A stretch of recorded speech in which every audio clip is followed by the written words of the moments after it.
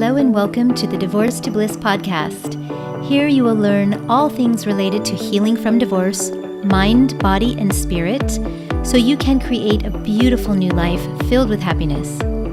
I'm Rachel Ruby, author of Divorce to Bliss, divorce coach, speaker, and attorney, and I'm so glad you found me here. Hello and welcome to the podcast. Today we are going to be talking about co-parenting and how we facilitate healing in doing so. Most people think of co-parenting as the legal part of a divorce, and it is, but it also has a powerful impact on healing, not only for the children, but for the parents as well. My guest today is Shea Drefs, and she is the managing editor of Custody Xchange, and they provide an online tool to make life easier for divorced and separated parents by helping them to create a parenting plan, track their custody agreement and schedule, and manage expenses and more. So welcome, Shea, to the podcast. Thank you. It's good to be here, Rachel. So happy to have you here. As you know, because we both deal in this realm, divorce is very stressful. And there's no doubt that children bear a lot of the stress in divorce, just from the change to their schedules and the separation of the family home, oftentimes into two homes. And so, of course, most parents want to make that as the least amount of stress that they can for their children. How does cooperation in co-parenting help with the healing for the children and also for the grown-ups as well? Well, if you're divorcing as a parent, cooperation really is not an option. It's going to be a necessity, right? You're going to continue to be parents together. So even though the nature of your relationship is changing, the cooperation is going to be a critical part. Yeah. So the question is, how do you actually make that happen? How do you cooperate well? How do you cooperate successfully, right?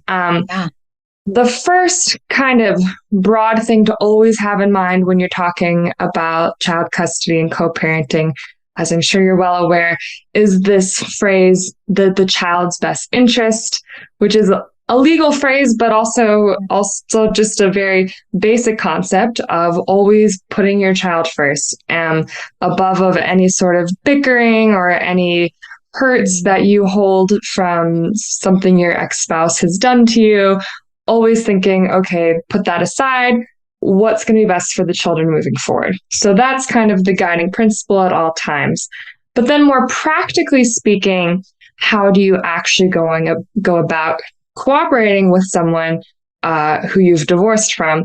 The biggest and most helpful tool here is the parenting plan, which is a legal document and is generally required. You have to have a parenting plan if you're divorcing with children. But more than that, it's going to be your guiding light for the years to come. So you want to make sure you have a very thorough plan. You've thought through all the different possibilities, things like your child's schooling and their health and the actual schedule you're going to have when the exchanges are taking place, where they're taking place. You want it to be a thorough plan. You want it to be forward-looking because, of course, when your child is 2, they're going to have very different needs than when they're 6 or when they're 12. So trying to anticipate some of the challenges that might come up in co-parenting is important in your plan. And also allowing some flexibility in there because real life is real life. So, you might exchange the child at 2 p.m. on Fridays unless otherwise agreed. But the parenting plan is going to be your biggest tool in making this cooperation come to life. So when you're putting one together, I recommend having some sort of help, whether it's a tool like Custody Xchange, which actually sets out, here's 140 different provisions that you can choose from and customize so that you're making sure you're not overlooking something important and you have some guidance in putting it together. Or, of course, working with an attorney or another professional like a mediator, just really setting yourself up for success with that parenting plan is what I would focus on as key. Yeah, and that's great advice. I think the hardest thing for so many people when it comes to the children and creating one of these plans, whether you do it with the attorneys or not, or an organization like you, is like you said. I mean, a lot of times there's so much friction between the spouses or the divorcing couple, and a lot of could be anger, could be blame, could be whatever. And each of those individual parties needs to start doing their own healing and going down that road. And so a lot of times, when there's children involved, it's very hard to keep yourself focused on that fact that aside from the children and their healing, you also have to heal. And so I think that having a really streamlined custody plan, a parenting plan where like you said, all the bases are covered, and where you could say, 2:00 unless otherwise agreed. And then, unless something comes up, and then you have a contingency plan for that. So the more detailed you can make it, the easier it's going to be on you as a parent. And I think the less communication with the other spouse about the little nuances. Now, of course, if a child has a ballet recital or a soccer game, and, it's really important and great if both parents can attend these things, and they don't need to sit together necessarily, but just be there for the children. But anyway, I guess my point in all this is that we need to realize that even though it's hard for us to, when divorcing, to sometimes talk to the other person, the other parent, we have to put those children first. And the more detailed we have things in writing, the easier it's going to be for us to kind of stick to this so that we can focus on healing ourselves. Right? Yeah. Having a plan makes things go smoothly, lets you look forward instead of looking back, I would say. Definitely. That's great. What should parents do if they need support creating a healthy co-parenting relationship? What are their kind of outlets that they can use to help them do so? And that's a big question because, as you kind of hinted at, spouses are usually divorcing for a reason. They probably aren't getting along super great at this point. So a lot of times they do need help coming to agreements. So when you're at the beginning of this, when you're actually going through the divorce, mediation, of course, is a very big tool, an important tool that probably most of your followers are familiar with. But a newer option is collaborative law, which I'm sure you're aware of. But for other people, it is sort of mediation plus extra help. So each spouse has an attorney, and then there might be some extra people in there who are neutral, like a parenting expert, and they can help the parents come up with an agreement that's best for the children. Of course, individually, each spouse could get a divorce coach that would help them just kind of look at things a little bit differently, come up with ideas, where might we be able to find some common ground. And then later, usually after the divorce is final, is when a parenting coordinator could come in, and their whole role is to help parents work together. So they can do things like look at your parenting plan and help you interpret it. Like, what exactly does this mean? What's allowed under this clause? And just when there are joint decisions to be made, providing, that discussion, keeping folks on track, providing some insight and helping you reach a mutual decision. And then the other thing to keep in mind is if you don't want to actually work with a person, with a professional, you could use software, an app. So for example, Custody Xchange can be helpful in a variety of ways. One is there's this the child info tool where you can upload information about your child, like their shoe size, their teacher's name, their friend's contact information, and so on. And then the parents are able to go in and check that rather than always text each other, call each other. That can help make your relationship a little bit smoother. Having your schedule in the app makes it very nice. Everyone's on the same page. Any changes to the schedule go right into the app. So co-parenting tools do a lot of different things, but they're all designed to support that relationship, make it go more smoothly with less friction. So that's another option as well. Yeah, those are all great ideas. I definitely like the two ways to do it. I think the first part of that, you were talking about forming a team and really having a team there to support you, which for a lot of people, this divorce thing is, there's no rules. There's no one who tells you, this is what you should be doing. And so I think a lot of my clients that I coach, it's so wonderful to have a team. Kind of along the same lines, what tips can parents employ to help their children in this initial transition from the one home to the two homes, and to keep the parenting plan running smoothly with the least amount of stress? Yeah, the beginning stage when you're maybe going through the divorce, or you've just decided to divorce, or it's just been finalized, that can be the hardest part, of course, because everything's new and you're working out any kinks. So a few things come to mind. First of all, don't introduce more change than is necessary. Of course, there's going to be change now. There's probably a different living situation. You'll have to figure out what schedule you're using. But that would not be the time to suddenly decide that you're now a vegetarian household and you have new hobbies and new friends and new parenting rules. That is going to throw your child for a loop for sure. So I'm not saying you can never change, but beginning, try to go easy on your kids. Try to help them transition gently. And with that also, coordinating with your co-parent as much as possible to have some consistency between the households. So that might be carrying over parenting rules that you had before, or coming up with new ones, but trying to stay somewhat on the same page. For example, if bedtime is 8 p.m. in the one household, you probably don't want it to be 11 p.m. in the other one. Having some level of consistency will really help.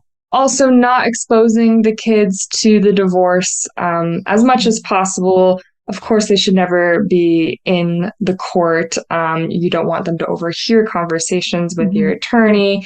And beyond that, just not talking much about it or about the other parent in a negative way in front of your child. You want to be as positive as you can with your child and really continue to support their relationship with your ex-spouse. And then I would also say, make sure that right away you come up with some sort of schedule, and then clear methods for if one parent needs to adjust the schedule. How are you going to contact each other? Is it going to be a text message? Is it going to be an email, phone call? Because this does come up often, and that can be where a lot of friction arises. So clear rules. And then the last thing I would mention is spending time together as a family, which might mean both of the parents and the children together.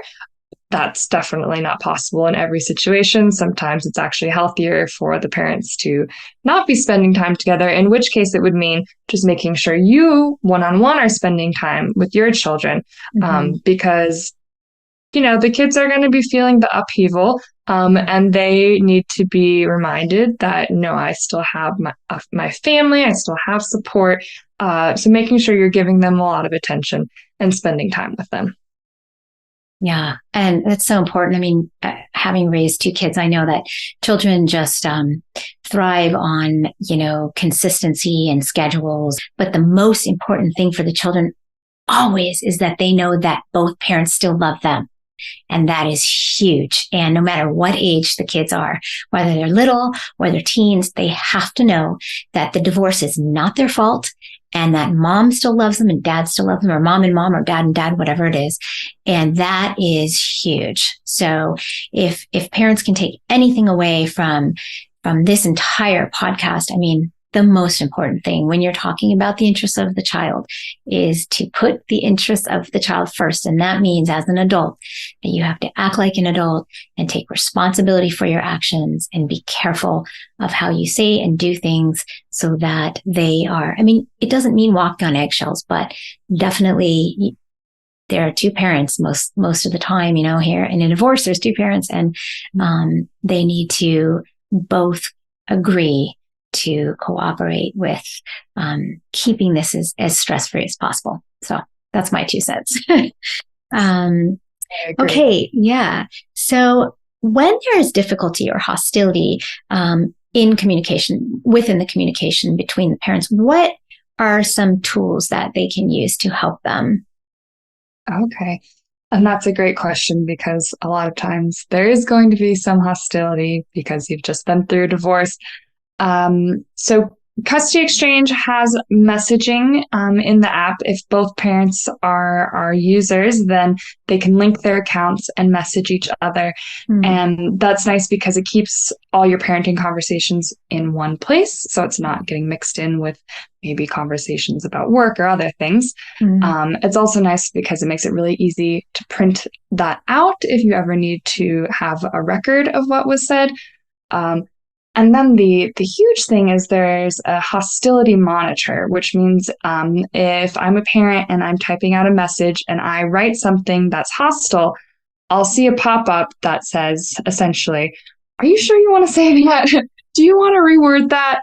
And I have the option to say, no, that's exactly what I wanted to say. I'll ignore that suggestion. But a lot of times parents are going to be able to take a step back and go, okay, maybe I can bring this down a notch. Maybe I could say this a little more politely, which is very helpful. And then if they actually continue to send a hostile message, when you print out any report that includes that message, the hostile language will be called out in bold. So that's easy if you are going to go back to court to show a judge what's going on. And then it has the added benefit of, well, both parents know that that's happening, so they're likely to watch how they're talking to each other. So that's helpful. There's a couple other tools also that come to mind. One is called Talking Parents, and it's good if you're doing more voice and video calls because it'll record all your calls and automatically transcribe them as well. So again, if you need a record of what was said, there's none of that he said, she said. It's right there. No questions asked. And also, when you call each other, you don't have to share your phone number. So that can be good for domestic violence cases. The last one I will mention is called Civil Communicator, and it's kind of that next level for parents who really need support talking to each other because there's actually a moderator involved. So when you type a message and you hit send, it doesn't go straight to your co-parent. It goes first to that moderator who either says, great, green light, go ahead, and sends it on, or we'll make some adjustments. Maybe this doesn't need to be quite so aggressive. This word is not necessary. That's really raising the tension. Or they can completely reject the message, send it back to the first parent and say, you need to try again.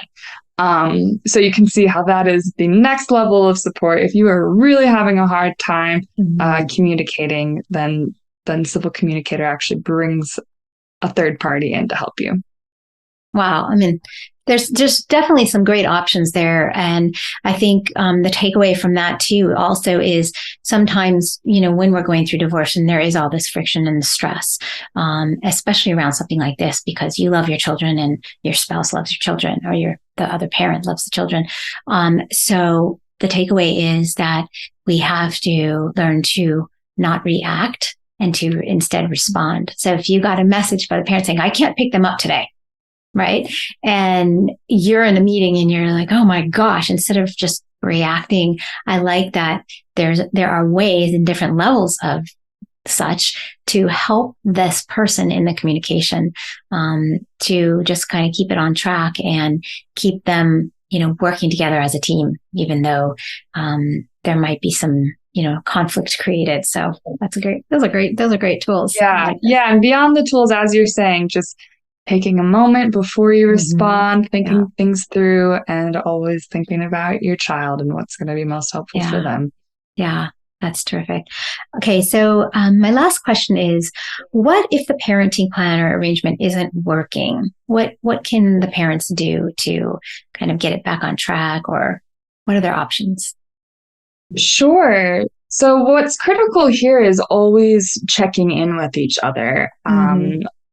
It's You can even write in your parenting plan that we agree to sit down or just have a phone call to talk about how things are going every 6 months, every year. You might do it a little more frequently at the beginning. And once you hit your stride, maybe at the beginning of each year, at the beginning of each school year, something like that could work well. And then in that conversation, you talk about, how are the kids seem to you? Are they doing well?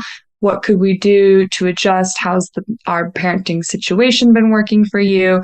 And there's likely to be a lot of things that are going great, and a few things that need a little tweaking sometimes. That's normal. So anticipate that and be flexible. Know that your plan is going to need some give and take here throughout the years. When it comes time to make those changes, if they're little tweaks, we're going to move an exchange back by a half hour, or I don't know, something related to the children's friends and which friend they're allowed to hang out with and spend time with. That can just be agreed by you informally. If you're going to make a big change, you'll probably need to actually go back to the court and have them approve that, just so that they're in the loop. So when you go back to court, you always want to go in with an agreement. You ideally never want to be going back headed for a fight, headed for a trial. So if there's something that's not working in your parenting arrangement, try to find an agreement. And again, you might return to some of those tools that we talked about. You might go to a mediator or a parenting coordinator or something like that to help you. Yeah.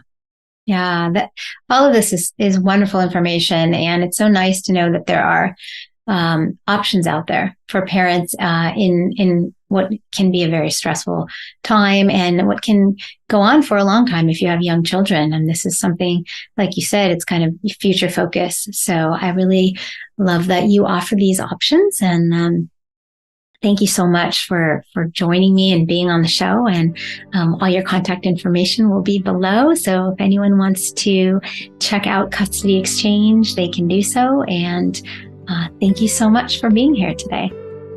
Wonderful. Well, thank you for having me. And I hope that we've been helpful for folks. Definitely.